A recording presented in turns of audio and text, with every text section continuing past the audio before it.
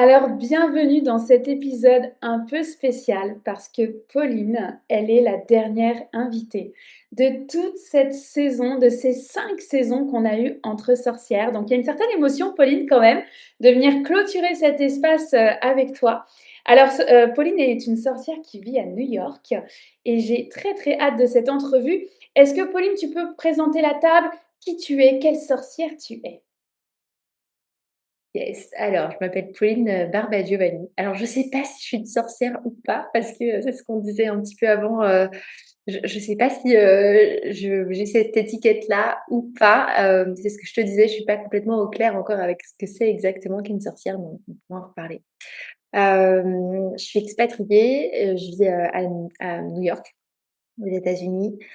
Heu et dans la vie, je suis mentor et j'accompagne, notamment les personnes, avec de la neurodiversité et les très hauts potentiels intellectuels à déployer ce potentiel, à pouvoir, contribuer au monde, à le mettre au service du monde pour, créer une nouvelle, normalité, repousser les limites de la norme, créer quelque chose de nouveau. Donc je pense qu'en ça, ça ressemble aussi à ce que font, les sorcières. Hem, c'est pas forcément, je pense dans le même cadre, mais je trouve ça super intéressant aujourd'hui, cette interview, de pouvoir justement se faire rencontrer ces 2 mondes-là parce que je pense qu'en fait, contrairement à ce qu'on pourrait croire et un peu spoiler pour la suite, mais je pense que ces 2 mondes-là sont pas si éloignés que ça en fait, et que, c'est juste une vue de l'esprit de les penser si éloignés et si séparés. Et ben, en fait, on va plonger tout de suite dans les étiquettes, tant qu'à faire, parce que effectivement, une sorcière, c'est une étiquette. Un HPI, un HPE, c'est une autre étiquette. Donc, en fait, c'est hyper intéressant d'aller reposer en fait la définition de ces étiquettes-là. Il y a plusieurs invités qui sont pas à l'aise en fait avec le mot sorcière, et il y a plusieurs femmes et plusieurs hommes hein, dans la communauté qui sont pas du tout à l'aise. Et moi, en fait, j'adore venir reposer cette base. Une sorcière, un magicien, c'est celui ou celle qui est capable de tourner le regard vers l'intérieur et de suivre son intuition. C'est tout. Après, il y a des personnes, des sorcières, des magiciens qui vont dérouler le fil et pour qui la spiritualité va prendre une place énorme parce que ça va leur permettre de déployer leurs ailes, parce qu'ils vont prendre leur place de femmes médecine, de chamanes, et ils vont prendre justement leur mission très à cœur en fait de mettre au service leurs dons. Mais une sorcière, elle est là pour suivre son intuition, elle est dans tous les métiers, elle est dans tous les pays, donc c'est une étiquette et on va faire le parallèle en fait avec la neurodiversité, Pauline, de toutes ces étiquettes de la neurodiversité, parce que HPI, HPE et THPI, enfin, tu vois, c'est quand même aussi lourd de sens comme étiquette. Comment toi, tu vois ces étiquettes dans la neurodiversité? Alors déjà, je vais parler de 2 choses. Je vais parler de comment moi je vois l'étiquette. Souvent, les gens ont peur qu'on leur colle une étiquette dessus et les gens qui aiment pas les cases disent: «Ah, je veux pas de ça, je veux pas de cases» et qui rejettent tout en bloc. Bon, pour moi déjà, c'est un mode de fonctionnement spécifique. Le fait d'avoir une étiquette, ça aide à comprendre de quoi on parle, ça aide pour aller, plus vite et puis, pour comprendre son mode de fonctionnement aussi. Mais pour moi, en fait, c'est pas une étiquette qu'on se colle sur nous-mêmes. Moi, je vois plutôt les choses comme c'est une étiquette qui est sur une porte et en fait, derrière cette porte, il y a tout un univers, tout un monde qu'on s'autorise à aller explorer, à vivre et cetera et c'est l'opportunité, en fait, de nous-mêmes, de devenir encore plus nous-mêmes, d'explorer. Donc en fait, pour moi, cette étiquette, c'est plus un tremplin à un moment donné, un accélérateur, mais c'est pas quelque chose qui nous définit forcément. On peut tout à fait décider de s'en détacher.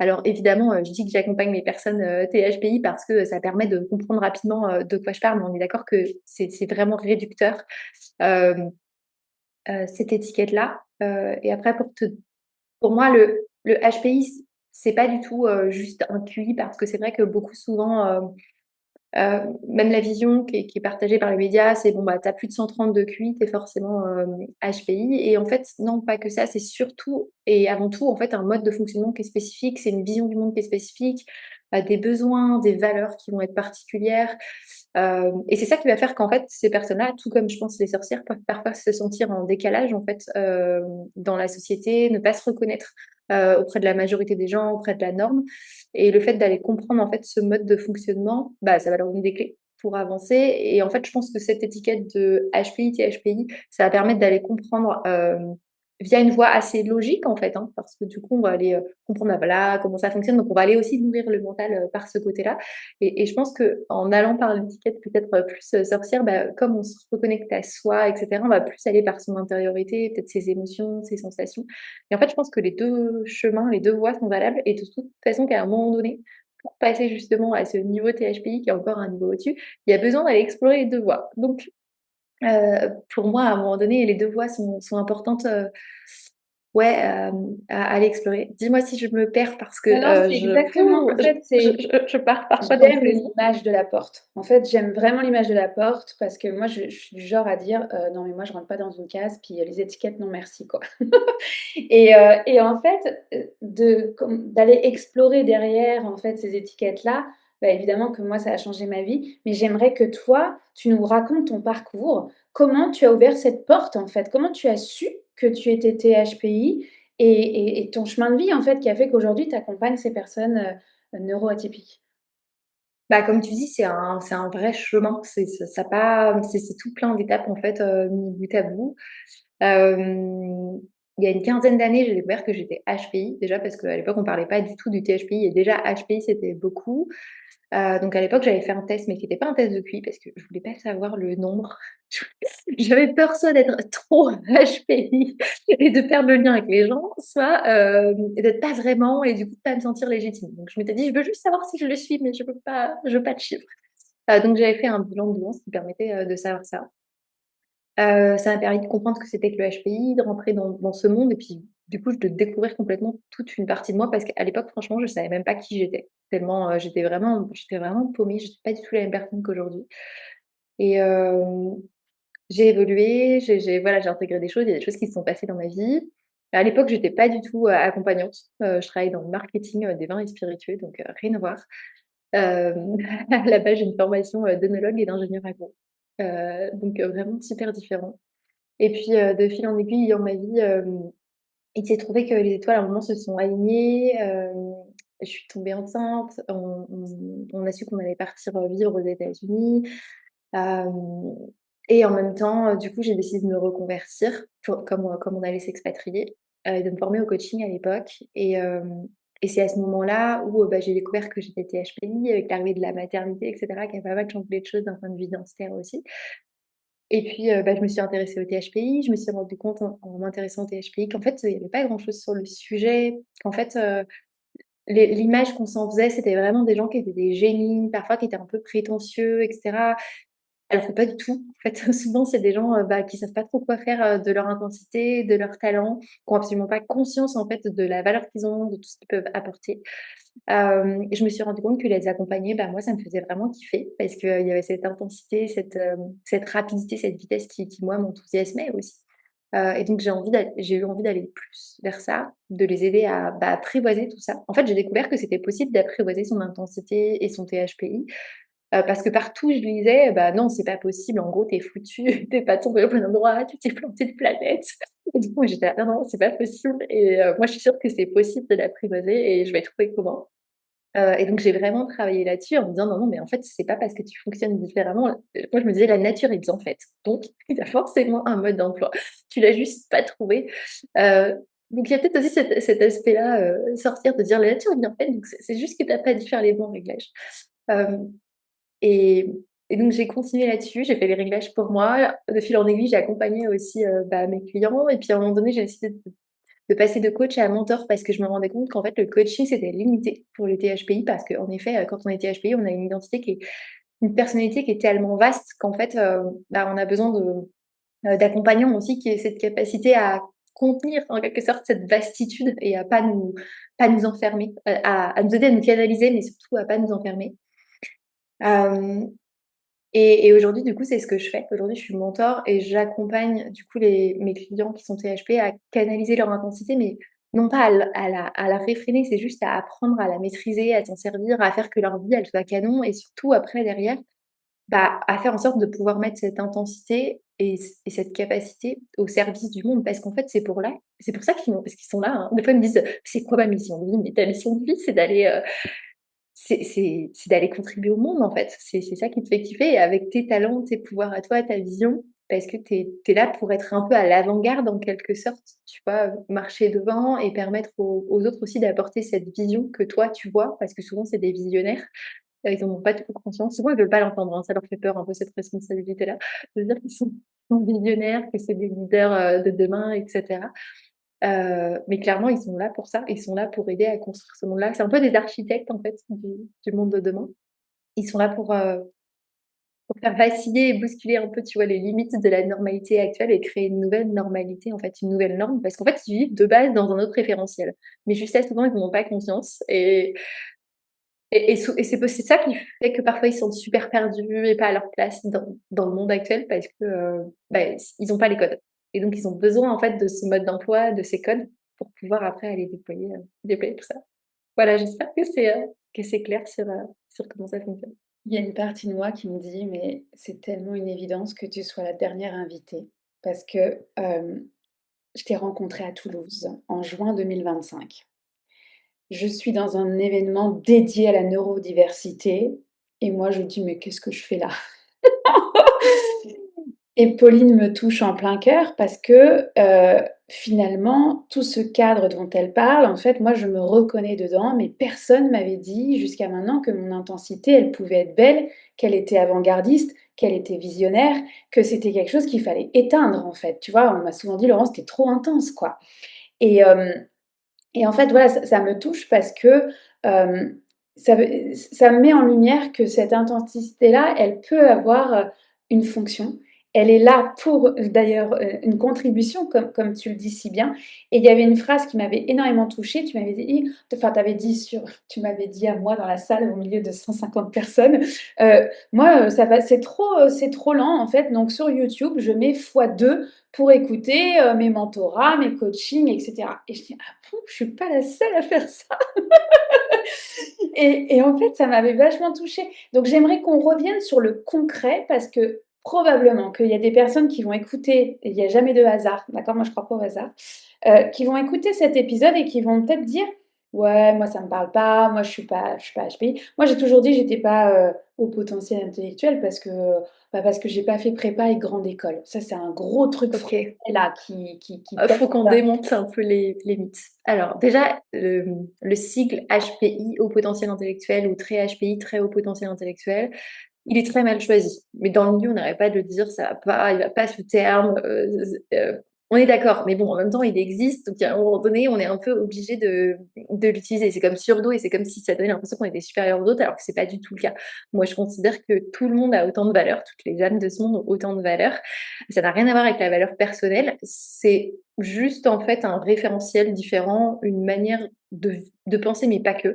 Parce que en fait, le HPI et le THPI, c'est un mode de fonctionnement, mais c'est global. C'est dans ses hormones, c'est dans ses émotions, c'est dans ses neurotransmetteurs, c'est dans ses sensations, etc. Et il y a aussi dans sa sensibilité qui fait que souvent on voit, et là ça va peut-être te parler au niveau sorcière, et ça c'est des choses dont on entend peu parler dans le milieu, mais en fait une fois qu'on est dedans, on entend plus parler. Bah oui, évidemment, en fait les gens qui sont HPI ou THPI ou très sensibles, ça va au-delà du spectre, de la norme et il y a des gens qui captent des choses qui sont, plutôt classées dans, on va dire, le spectre médiumnique et cetera, ou qui ont accès à des choses où eux, ils vont dire que, c'est de l'intuition, mais en fait, avec d'autres mots, on va dire que c'est de la clairaudience, clairsentience et compagnie. Donc, mine de rien, au final, on est en train de toucher au même truc, c'est juste que c'est un peu flou et que chacun veut garder, son truc dans son coin. Mais en fait, on parle des mêmes choses, juste avec des mots complètement différents, en fait. Et c'est là où ça va être intéressant, c'est de mettre un peu de la lumière et de remettre, de la clarté, là-dessus. Donc clairement, oui, THPI, le mot est mal choisi. En fait, moi, j'aime bien l'imaginer un petit peu comme, un cheval de Troie, mais gentil. C'est-à-dire que, on oui, je parle de THPI parce que ça va rassurer, je vais parler de choses logiques et cetera. C'est une porte d'entrée, comme on disait tout à l'heure, mais ensuite, ça va permettre d'aller comprendre, en fait, le THPI, c'est des gens qui ont à la fois pour être un THPI, équilibré et apprivoisé, c'est être en capacité d'avoir à la fois un pied dans le monde subtil et pas que énergétique, hein, en fait, de tout ce qu'on capte qui est pas forcément, tangible et aussi avec le monde concret et c'est vraiment cet équilibre, entre les 2 qui va faire que, on apprivoise, en fait, complètement son intensité et son potentiel et Et donc, c'est pas des gens qui sont complètement perchés, c'est pas des gens qui sont complètement non plus tellement cartésiens qu'ils ont pas du tout l'esprit ouvert. Justement, c'est cette capacité à intégrer tous ces paradoxes. C'est pas le ou, c'est en fait, c'est le et de tout. Et c'est le fait d'aller réunir tout ça qui va faire en fait qu'on est, qu'on est entier. Et en fait, je pense que c'est un peu ces 2 voies dont on parlait tout à l'heure, c'est-à-dire que le côté peut-être plus «perché» entre guillemets, c'est quand on prend la voie, oui, de la sorcière, des chamans et cetera, et le côté peut-être plus logique, tangible, concret, c'est quand on va prendre la voie, de l'étiquette, on va dire CHPI. Mais en fait, ces étiquettes, ces portes-là, en fait, elles mènent au même monde, elles mènent au même référentiel. On arrive au même endroit à un moment donné. C'est juste qu'on n'a pas pris les mêmes chemins, pour y arriver. Et tu vois, quand tu disais, par exemple, les sorcières, ou toi, on peut leur reprocher d'être trop intense, c'est tout à fait le genre de critique qu'on peut faire souvent au HP ou au THP en leur disant, bah oui, t'es trop intense, t'es trop ci, t'es trop ça. On leur dit tout le temps qu'ils sont trop, mais en fait, ils sont pas trop, ils sont très par rapport au référentiel et au monde actuel. Et c'est juste, en fait, leur mode de fonctionnement. Et à partir du moment où ils le comprennent, et où ils comprennent qu'en fait, ils sont pas du tout trop, c'est très bien, et qui se crée un environnement qui est prêt à accepter ce trait, tout va beaucoup mieux, en fait, et ça devient une force dans leur vie. Ah ouais, c'est en fait, tu vois, moi, dans ce trop, dans d'être trop intense, ça a développé «je ne suis pas assez». Tu vois? Et qu'il fallait éteindre un peu ce feu, hein, avec mes mots de sorcière, c'est ça, c'est d'éteindre mon feu, d'éteindre l'intensité pour pouvoir rentrer dans le moule et être accepté, être aimé, pour revenir aux besoins, en fait, enfin, vitaux, finalement. Hem et tu vois? C'est clairement, en fait, quand je vois le mécanisme qui se rejoue, c'est comme: «OK, maintenant ça suffit».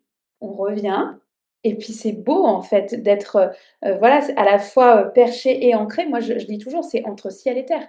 Il y a un moment donné, on est des êtres spirituels qui sont venus s'incarner sur la terre, faire une expérience. Donc voilà, donc en fait, ça me parle, concrètement, tu vois, j'aimerais qu'on revienne sur, quelqu'un qui découvre sa neurodiversité, qui sait pas, en fait, tu vois? Mais là, qui commence à déceler des mots dans ce que tu dis, dans ce que je dis, et qui dit: «Ouh, peut-être que ça parle un peu de moi, en fait», tu vois? Comment tu décrirais un HPI et comment tu décrirais un THPI? Hem, alors le HPI, c'est quelqu'un, dans les 2 cas, tu as un sentiment de décalage, c'est juste qu'il va être plus ou moins, important. Quelqu'un qui va être HPI, c'est quelqu'un qui juste il y a ce côté trop, c'est-à-dire on va lui dire: «Tu penses trop, tu es trop sensible, tu es trop, tu es trop, trop engagé ou trop ci ou trop radical» ou ce genre de choses. Il y a ça qui peut déjà mettre la puce à l'oreille, tu vois? Ce sentiment de décalage. Après, c'est un mode de fonctionnement qui est quand même assez on va dire complexe, donc tu vois, je peux te donner quelques éléments qui peuvent mettre, la puce à l'oreille, mais oui, il y a c'est pas forcément quelqu'un qui avait des bonnes notes à l'école ou qui a sauté 3 classes. Ça peut être le cas, mais pas forcément. Il y a des HPI ou des THPI qui ont complètement, «raté leur parcours scolaire» entre guillemets ou qui étaient en échec scolaire parce que justement l'école n'est pas forcément adaptée à leur propre, mode de fonctionnement. Hem Donc il y a pas un parcours, type, il y a pas un métier, type, et clairement c'est pas que des gens, qui sont en train de faire, des équations, de mathématiques, pas du tout.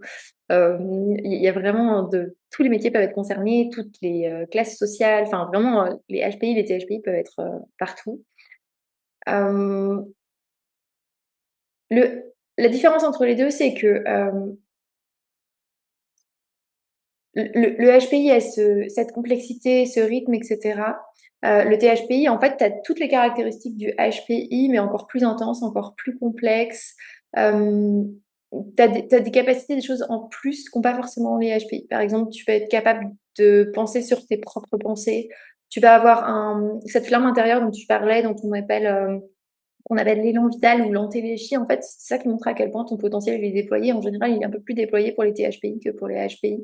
En fait, c'est un peu comme si c'était encore un autre état de conscience, tu vois, encore après. Moi, ma vision, et qui est pas forcément partagée par tout le monde, hein, mais pour moi, le THPI, c'est vraiment un état de conscience, un certain niveau de conscience, en fait. Et donc, pour moi, ça veut dire que c'est pas quelque chose qui est prédéterminé et que du coup, une fois que tu es dans cette case, tu peux plus changer, tu peux pas bouger, tu peux pas évoluer. Et il y a même des gens qui m'ont dit: «Bah ouais, en fait, avant, je me voyais HPI, maintenant, j'ai l'impression d'être devenue THPI». Bah, peut-être parce que si c'est un état, peut-être qu'il était là et que tu l'as juste révélé ou peut-être que tu l'as déployé. Donc, c'est aussi ou c'est peut-être juste à ouvert la porte de ce monde et maintenant tu y as accès et avant tu avais pas accès. Hem, donc je reviens sur ce que tu me disais. Dans le THPI, il y a cette capacité à penser sur ses propres pensées qui est assez naturelle. Les personnes qui sont THPI, elles vont avoir la capacité à changer d'identité comme de chemise extrêmement rapidement. C'est des gens qui vont avoir, je vais donner des exemples peut-être un peu concrets qui peuvent être étonnants des fois. Par exemple, quelqu'un de THPI, il peut être capable d'arrêter une addiction du jour au lendemain juste parce qu'il a décidé. Hem, j'ai par exemple un de mes clients un jour qui m'a dit: «Bah ouais, je suis un ancien cocaïnomane, un jour j'ai décidé d'arrêter» et la cocaïne, on sait tous que c'est extrêmement addictif. Enfin, c'est très rare d'avoir des gens qui sont capables d'arrêter comme ça. Mais juste parce qu'en fait, par le pouvoir de ses pensées, il a la capacité à tout reprogrammer en quelque sorte, à hacker son propre système et à dire: «Non, non, mais ça on change d'identité, on est plus, quelqu'un de drogué, donc on passe à autre chose». C'est des gens qui, ont une grande intensité, une grande vision. Parfois, ils ont des difficultés à se faire comprendre parce qu'en fait, il y a tellement d'écart, en fait, avec, la majorité des gens que, ils ont vraiment l'impression que les gens ne comprennent pas et en fait, si on n'a pas conscience de l'ampleur de cet écart, et pas dans le sens, on est au-dessus, hein, vraiment une distance. Si on n'a pas conscience de cette distance, hem, bah, en fait, c'est un peu comme si on décidait de partir sur la route, mais on n'a pas le point de départ, on n'a pas le bon point de départ. Donc en fait, on peut pas trouver là où on va et on a l'impression qu'on trouve pas sa mission de vie, qu'on trouve pas sa place et cetera. Donc en fait, il y a besoin de savoir un peu d'où on part, pour aller. Hem, le fait d'avoir le combo aussi de différentes neuroatypies, donc dans les neuroatypies, qu'est-ce qu'on met? On met, l'autisme, tout ce qui est, TDAH, hyperactivité et cetera. On met aussi l'hypersensibilité, tout ce qui est troubles d'apprentissage, dyslexie et cetera. Le fait d'avoir plusieurs neuroatypies, pour moi, ça peut être un signe intéressant d'aller chercher un THPI parce que, pour moi, ma vision, c'est justement que le THPI, c'est un combo, en fait, de différentes neuroatypies et c'est l'accès un peu à tout ça. En fait, c'est un peu comme si c'était une grande plaine qui avait été séparée en plusieurs champs parce que c'était plus facile pour les neurotypiques, en fait, d'explorer, ce sujet, tu vois? Et en fait, les frontières, elles sont floues et si elles sont floues, c'est peut-être parce qu'en fait, il y a pas vraiment de frontières, en fait et il y a un moment donné, ça va être intéressant, d'aller faire, heu, enlever ces frontières justement pour pouvoir avoir accès, en fait, à tout le champ des possibilités, auxquelles on peut avoir accès. Hem, je réfléchis, à est-ce que j'ai oublié des points? C'est Mais, intéressant parce ce point, tu vois, cette image que tu viens de donner de la plaine qu'on a séparée et en fait, c'est la mmh, même plaine et tu vois, il y a une image qui revient tout le temps dans l'invisible, c'est qu'on est tous autour du feu à égale distance et en fait, on prend une voie, donc ça donc moi, j'ai longtemps, dit: «Mais comment on peut avoir une foi sans enfin, une spiritualité sans mettre le nom d'une religion?» Tu vois? Ça, c'est un truc qui m'a vachement travaillé, parce que j'ai des personnes de toutes les confessions, finalement, tu vois, autour du feu et c'est exactement ça, dans l'invisible, c'est que, bah, tu arrives par la voie de l'islam, du judaïsme, du christianisme, de la spiritualité des sorcières, de par la neuroatypie, en fait, on est tous dans la même plaine, quoi. On est tous autour du feu, puis on cherche tous à créer un monde avec plus d'amour et plus de joie et avec ses propres dons. Toi, tu emploies le mot talent, mais en fait, c'est un synonyme du mot don pour moi, tu vois? De dire: «OK, bah, avec ce qui est, avec qui tu es, évidemment que tu as ta place et tu mets une bûche dans le feu et tu contribues, en fait». ouais, complètement et tu vois, c'est intéressant que tu parles de spiritualité parce que, bah, notamment chez les DHPI, on voit que leur rapport à la spiritualité, il est différent et en fait, qu'à un moment donné, pour apprivoiser cette intensité, il y a en fait, les HP, les THP, ils se posent beaucoup de, questions existentielles. «Mais pourquoi je suis là? Qu'est-ce que je fous là?» et cetera et en fait, ces réponses-là, on les trouve pas dans le monde de la 3D, du concret. Il y a un moment, il y a besoin si on a envie au moins d'avoir des hypothèses, même si on est extrêmement cartésien, même si on se dit: «On n'est jamais sûr à 100%», OK, mais tu peux peut-être aller voir dans des endroits où visiblement ils ont quand même exploré, ils ont peut-être quelques réponses. Donc même si tu vas t'intéresser un peu au monde de la spiritualité, que tu rentres pas par une religion souvent ils ont fait péter les religions, hein. Ils veulent surtout pas de dogme et donc ils rentrent pas par une religion. Souvent, c'est plutôt une spiritualité, qui se sont créés eux-mêmes, justement en prenant ce qui vibre, pour eux et ouais, c'est vraiment, tu vois, au-delà des religions et ça va être dans cette recherche aussi d'aller chercher une spiritualité qui soit, qui leur apporte en tout cas des pistes de réponse et qui apporte aussi cette sérénité et cet apaisement à des questions existentielles qui se posent, parfois depuis qu'ils sont enfants. Typiquement, une des choses, qu'on voit souvent chez les HP, chez les THP, c'est qu'à 5-6 ans, ils te posent déjà la question: «Mais c'est quoi la mort? Et qu'est-ce qui va se passer?» Et en fait, c'est des questions qui, bah, la plupart des gens vont les mettre complètement en PLS parce que c'est des questions qui vont toucher à des peurs existentielles et eux, ça les intéresse, c'est vraiment ça dont ils ont envie de parler. Tu vois, il y a un truc que j'ai pas dit, par exemple, ils détestent les small talk. C'est conversations de machine à café où on parle que du beau temps. Eux, ce qui les fait kiffer, c'est les conversations profondes, c'est haut niveau de conversation. On va pouvoir parler de trucs hyper profonds, d'existence du monde, pourquoi on est là, et donc ça peut être très varié comme sujet parce qu'il y en a qui vont aller sur la physique quantique, d'autres sur la spiritualité, et cetera. Mais en fait, tous ces sujets, au final, ils se recoupent et c'est vraiment lié à, bah, qu'est-ce que je fais sur cette terre? Pourquoi je suis là? C'est quoi ma mission? Comment on fait avancer les choses? Et il y a vraiment ce niveau de recul, en fait, bah, qu'il y a chez eux et qu'il y a pas forcément, bah, chez tout le monde et chez la majorité. Et la différence aussi qu'on peut voir entre le haut potentiel et le très haut potentiel, c'est que parfois le haut potentiel, il va rester encore très proche du monde, de la norme, on va dire. Il va rester pas trop loin des cases ou alors il va se rebeller, mais en mode, plutôt en mode rebelle, colère, aigri un peu contre, ce monde. Alors que quand on passe au niveau THP, il y a une petite différence, c'est-à-dire qu'on a plutôt envie d'aller en paix quoi, de co-créer quelque chose, de construire quelque chose. Hem et il y a plus cette envie de démonter, mais sans même que les autres se rendent compte que je suis en train de démonter pour tout reconstruire, tout remonter, mais encore plus inclusif. C'est-à-dire qu'ils veulent construire un autre monde, mais ils veulent pas construire un monde juste pour eux, en mode, gated community, juste pour nous, entre soi, c'est pas ça l'idée. Ils veulent pas d'un truc élitiste, en fait. Ils veulent vrai et c'est ça des fois qui fait peur. On a peur d'être dans un entre-soi hyper élitiste, il y a que les gens entre guillemets «intelligents», alors qu'en plus, on se considère comme intelligents différemment, pas plus intelligents, que les autres, on n'a pas plus de valeur. Hem et c'est vraiment de créer en fait, c'est travailler à recréer, mais le monde, mais pour tout le monde, en fait. Et par exemple, ça va être, tu vois, des initiatives de vouloir se dire: «Ah bah, l'école actuelle, elle correspond pas du tout à tout le monde. Donc OK, comment je fais pour inclure des gens, par exemple, qui sont plus sensibles?» et cetera. Mais l'idée, ça va pas être de créer des classes d'hypersensibles et de les mettre à part. L'idée, ça va être de créer un environnement qui corresponde à la fois aux personnes hautement sensibles et aussi à la majorité des gens parce qu'en fait, ça leur fait du bien aussi, ils en profitent aussi. Donc c'est un peu cette idée de créer un monde, oui, certes, qui est plus inclusif, hem, mais où en fait, ça va demander, bah, bien sûr, plus de complexité, plus de profondeur parce que du coup, les réglages, ils vont être beaucoup plus fins, pour permettre ça. Et là où il y a encore une différence entre le HPI et le THPI, c'est que le HPI, parfois, il va pouvoir se faire dépasser par, tout son brouhaha mental, toutes ses idées et cetera et avoir du mal à trier ça, alors que quelqu'un de THPI, c'est comme s'il avait un algorithme interne. Donc du coup, il pose une question et bim! En fait, ça fonctionne vraiment à l'intuition, ça tombe et c'est ça aussi qui va faire qu'il a beaucoup de mal à expliquer son raisonnement ou comment il en est arrivé là parce qu'en fait, bah, du coup, i ça lui tombe par intuition. Parfois, il y a des trucs où, en effet, il a récupéré des trucs, autres ou quoi que ce soit et en plus, il y a une métaphore que j'aime beaucoup faire, explique un petit peu.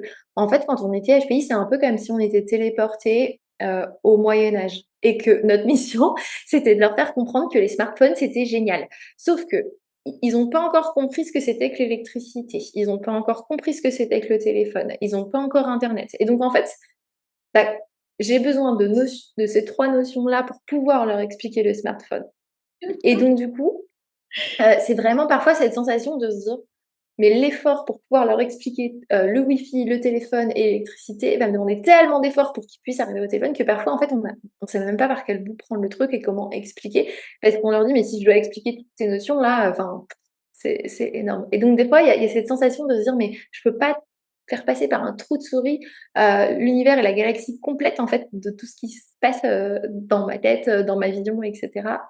Et donc il y a toujours ce paradoxe des fois d'être tiraillé entre: «OK, comment je fais pour, à la fois m'élever vers ma grande vision, vers là où je veux aller, être architecte de ça, avec les ressources et les moyens de où je suis là, et comme tu le dis, tu vois, en tant qu'humain, sur cette terre». Mais j'adore parce que cette image, elle est hyper parlante, hem, parce que ça prouve le décalage, ça prouve parfois la perte d'énergie qu'on a aussi à vouloir tout expliquer, tout justifier, au lieu de dire: «Bon, bah, en fait, comment je guide, voilà, vers ce feu où chacun prend sa place, chacun contribue» et en fait, au bout du compte, c'est simplement créer plus de joie, plus d'amour et voilà, donc moi, j'aimerais bien t'entendre sur la pression que ça peut être, tu vois, un HPI, un THPI, de quand tu prends conscience que tu as une neuroatypie, que, tu es là pour contribuer, que en fait, cette alchimie dans ton cerveau, c'est un cadeau. tu vois? Et qu'elle est faite pour contribuer. Tu sais, il y a comme un: «Non mais moi j'avais pas du tout envie quoi», en fait, tu vois? Moi j'aurais pu être dans la norme quoi, j'aurais pu être dans la boîte. Puis tu sais, ça me fait vraiment un parallèle avec la méthylation en fait, l'expression génétique, au niveau du cerveau, comment les neurotransmetteurs se créent, se dégradent. Il y a tellement de parallèles en plus avec la naturopathie, ce que tu as nommé tout à l'heure, au niveau neuro et endocrinien. Et je me dis, voilà, cette pression, tu sais, d'être HPI, THPI, comment tu l'as dépassée, toi? En fait, la pression, elle vient, des croyances qu'on a gardées, de la norme et de la majorité, en fait. C'est-à-dire que si on garde la croyance de: «Je suis censé être plus intelligent, je suis censé faire plus que les autres, je suis censé plus de prendre de responsabilités», bah, en fait, ça met un poids énorme, parce qu'en plus, c'est pas forcément ça qu'on veut prendre. Donc en fait, non, l'idée c'est de se dire: «OK», ça va être en fait de revenir à soi, de se détacher de ce qu'on appelle notre faux self. Parce qu'en fait, il faut savoir que pour se protéger, quand on est atypique, qu'on se sent en décalage, qu'est-ce qu'on fait? Alors il y a pas que les neuroatypiques qui peuvent mettre, un faux self, c'est une personnalité de façade, un masque pour se protéger. Mais plus le sentiment de décalage est grand et plus on va se créer un masque qui va être performant et plus on va se camoufler en quelque sorte. Mais ça, si, à un moment donné, si on reste là-dedans, ça mène droit au burn-out parce qu'en fait, on met tout notre potentiel et notre énergie à maintenir cette espèce de carapace, de masque qui certes nous protège, mais à un moment donné qui est plus du tout, hem, qui est plus du tout adapté en fait. Parce qu'on n'est plus un enfant, qui a besoin qu'on réponde à nos besoins, on est un adulte et aujourd'hui on est en mesure de répondre nous-mêmes à nos besoins. Donc en fait, apprivoiser son potentiel, son intensité et refaire grandir cet élan vital et cette flamme intérieure, ça va vraiment passer par enlever toutes ces couches et c'est vraiment au fur et à mesure, parce que c'est important de le faire en gagnant en confiance en soi au fur et à mesure, pas d'un coup, parce que sinon là, on se sent super mise à nu et on va pas se sentir très, très bien. On va le remettre et puis remettre 3 couches et on repart à 0, c'est contre-productif. Donc l'idée, ça va être de le faire au fur et à mesure, de gagner en confiance en soi, de regagner en estime de soi aussi, parce qu'en fait, quand on a un énorme faux self, bah, en fait, on s'est habitué à ce que les gens, apprécient, valident, congratulent, ce masque et pas soi, en fait. Donc il y a vraiment et c'est ça aussi qui fait que parfois on s'autorise pas à se dire: «Oh mais je peux pas être PHP, ce serait trop prétentieux». Bah non, en fait, c'est pas se considérer comme supérieur aux autres, c'est juste se dire que peut-être il y a la possibilité que je ne fonctionne pas tout à fait comme la majorité des gens. Mais ça veut pas forcément dire qu'on se considère comme supérieur, qu'on vaut mieux, qu'on aurait droit à plus. Et et parfois il y a aussi ce sentiment peut-être d'injustice parce que la norme, nous dit: «Bah oui, si tu es plus intelligent, potentiellement, tu vas être, plus heureux et avoir une meilleure vie». Alors ça, c'est pas du tout, vrai, ça a été prouvé par les chiffres. En fait, ce n'est absolument pas le QI et le quotient intellectuel qui fait qu'on est plus heureux, c'est le quotient émotionnel et ça, pour le coup, tout le monde peut le changer et qu'on soit HPI, THPI ou pas. Donc il y a pas d'injustice sur ce truc. Ça, ça vient plutôt de notre leadership intérieur et notre capacité à nous bouger en quelque sorte et à nous créer, enfin cette volonté de se créer la vie, qui nous ressemble. Même si on part pas tous, on est d'accord, du même endroit, hein. Je raccourcis, un petit peu aussi par rapport à ça. Alors attends, parce que je crois que je me disperse un peu. Yes, comment apprivoiser, je crois que c'était ça que tu disais, comment est-ce qu'on fait pour être bien? Comment apprivoiser? Bah, ça va vraiment passer, en fait, par cette capacité à réintégrer ces paradoxes, mettre de la nuance, plus être tout le temps dans les extrêmes. En fait, souvent quand c'est pas apprivoisé, on est tout le temps dans un extrême. Soit on est complètement à s'éteindre, on se cache et cetera et donc on a un énorme faux self. Soit on peut aussi être dans l'inverse, c'est-à-dire, moi je rentre dans aucune case, je veux pas être dans la société, je me marginalise et cetera. Je suis en mode rebelle, je suis en colère, je suis aigrie, mais c'est notre voix aussi, mais en fait qui apporte pas non plus, la satisfaction et en fait l'idée ça va être de mettre de la nuance, de prendre du recul, de remettre de l'huile un peu dans ce curseur, et il y a plein de curseurs en fait à régler. Donc l'idée ça va être de refaire ces réglages, pour soi. Hem Et en fait, ça va être super important et un des points qui est essentiel, ça va être de le faire pour soi d'abord. Et un des pièges où je vois beaucoup de HPI ou THPI tomber, c'est de tomber dans ce mode sauveur, de vouloir absolument aller sauver les autres parce que, on est très empathique, on ressent ce que les autres, vivent et cetera. Et en fait, quand on n'a pas appris à filtrer entre ses propres émotions et celles des autres, bah, en fait, du coup, on se retrouve à aller agir pour les autres avant d'agir pour soi et en fait, c'est comme cette histoire de je pense que la plupart des gens ont entendu parler, c'est cette sorte de masque à air dans l'avion. Si tu mets le masque à air sur les autres, au bout d'un moment, tu vas tomber parce que toi, tu as plus d'air. Donc l'important, c'est de le mettre pour toi, de trouver ton propre équilibre intérieur et en fait, c'est la meilleure voie qui va te permettre après vraiment d'aller contribuer à grande échelle, à grand impact. Le problème, c'est pas d'aider les autres, c'est que si tu t'aides pas toi-même en premier, en fait, tu peux pas avancer après. Donc ça va être déjà d'aller se retrouver soi, de s'aider soi, de remettre de l'équilibre dans ses propres curseurs, de se retrouver soi, d'arrêter d'être dans le people pleasing par exemple, de faire les choses aussi, pour soi mais pour les autres et gagner en leadership. Parce que tu vois, par exemple, il y a des choses, par exemple, le fait de se dire: «Ah ben non, je fais pas payer pour ce que je fais», on se dégrade en valeur en termes d'estime de soi, ce genre de choses, donc ça va être important aussi d'être, au courant de comment on fonctionne, de se redonner de la valeur et cetera. Et ça, derrière, ça va permettre de gagner en leadership et enfin d'aller impacter, d'aller, transmettre cette grande vision, d'emmener des gens dans son sillage. Et tout à l'heure, tu parlais de: «Oh, c'est tellement dur de devoir, expliquer, de se justifier, c'est un tel poids». En fait, ça va être vraiment de se détacher de ce regard des autres et c'est ça prend du temps, c'est hyper progressif, c'est par couche de faux self, comme je disais, qu'on enlève. En fait, il y a un moment donné où on comprend que en fait, ça sert à rien d'aller justifier parce qu'en fait, c'est même contre-productif. On active l'ego, des gens. Ce qui va être intéressant, c'est d'aller expliquer à des gens qui sont ouverts d'esprit et qui sont intéressés par le fait qu'on leur explique, quelque chose. Comme là, aujourd'hui, je me doute que les gens qui sont avec nous, ils ont envie d'entendre, ils ont envie d'entendre des explications et en fait, ce qui va être intéressant, c'est justement de soit tracer sa route et en fait, en traçant sa route, on va indirectement, en fait, en effet secondaire, on va inspirer des gens qui, à un moment donné, vont venir nous voir et vont nous dire: «Mais attends, mais c'est possible de faire ça? Mais comment tu as fait? Je veux faire pareil». Et en fait, ces gens-là, ils vont en fait, on va les magnétiser. Ils vont venir en disant: «Comment tu as fait? Explique-moi parce que c'est complètement dingue, c'est mon rêve» et cetera. Et donc en fait, on n'est même pas allé le chercher et c'est eux, à un moment donné, qui sont venus nous dire, «OK, en fait, j'ai vraiment envie que tu m'apprennes, ce que tu as fait».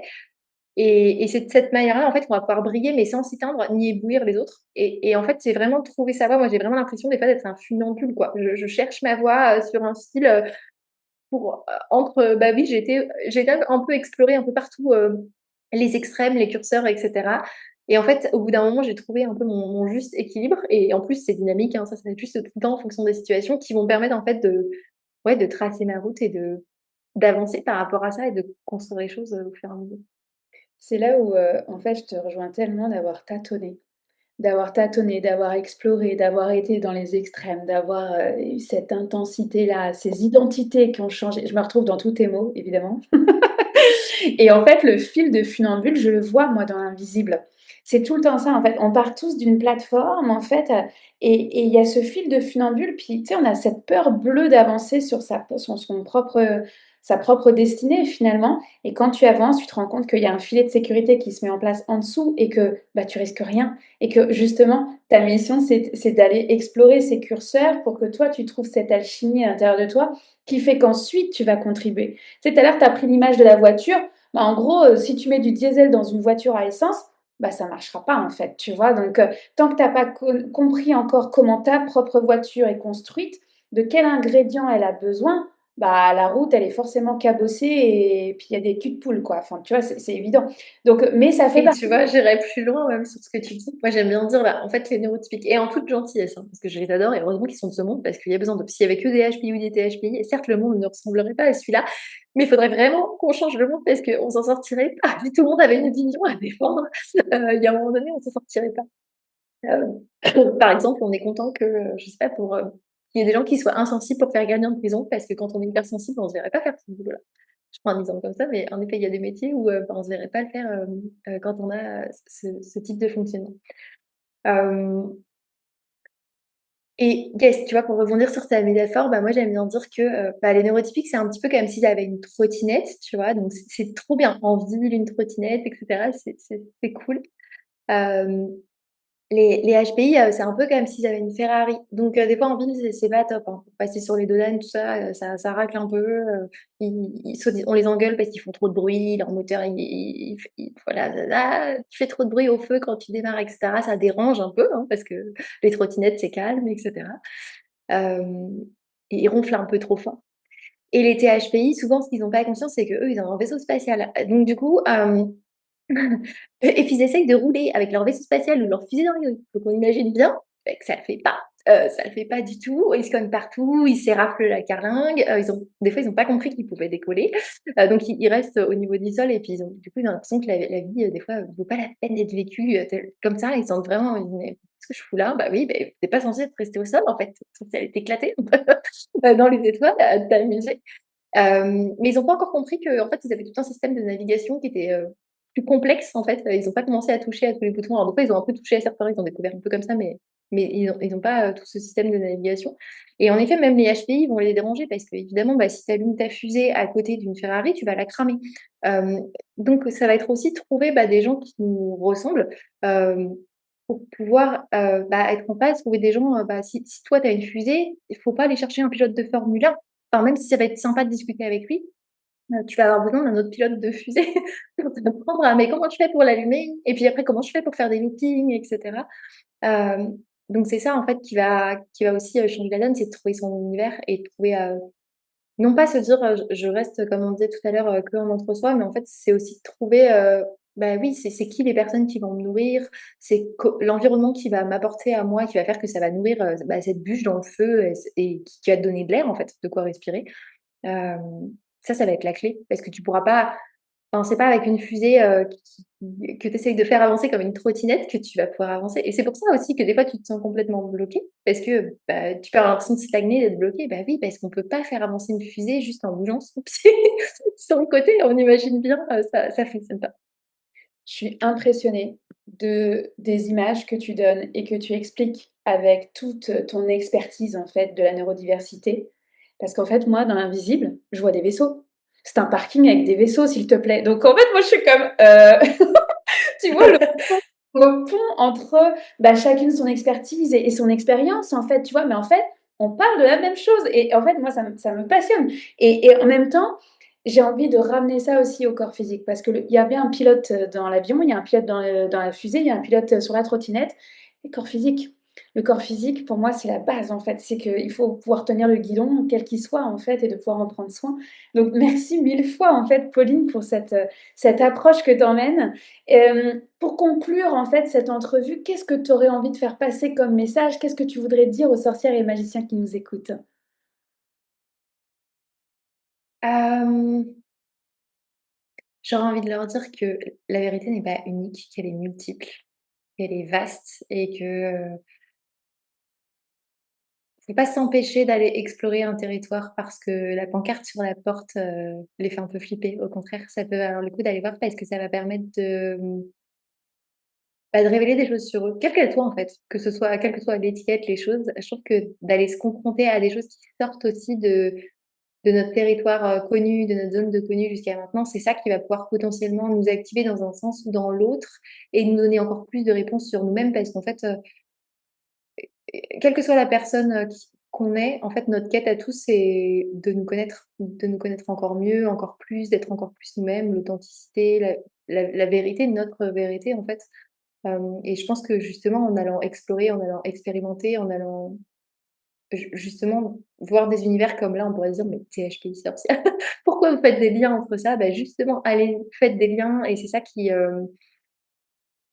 va vous enrichir et vous apporter encore plus de matière et d'éléments de compréhension, je pense, pour vous. Mais merci, merci mille fois Pauline d'être venue, d'avoir osé aussi, tu vois, d'être là. Et évidemment, je mettrai les coordonnées de Pauline en dessous. Vous irez voir, vous irez explorer. Tu as entre autres un bilan de douance pour voir si on est HPI, THPI. Donc vous irez explorer dans l'univers de Pauline. On mettra tout ça en dessous de l'épisode. Mille merci encore d'être venue. Et puis, bah, je vous dis à la semaine prochaine pour le dernier épisode de cette saison.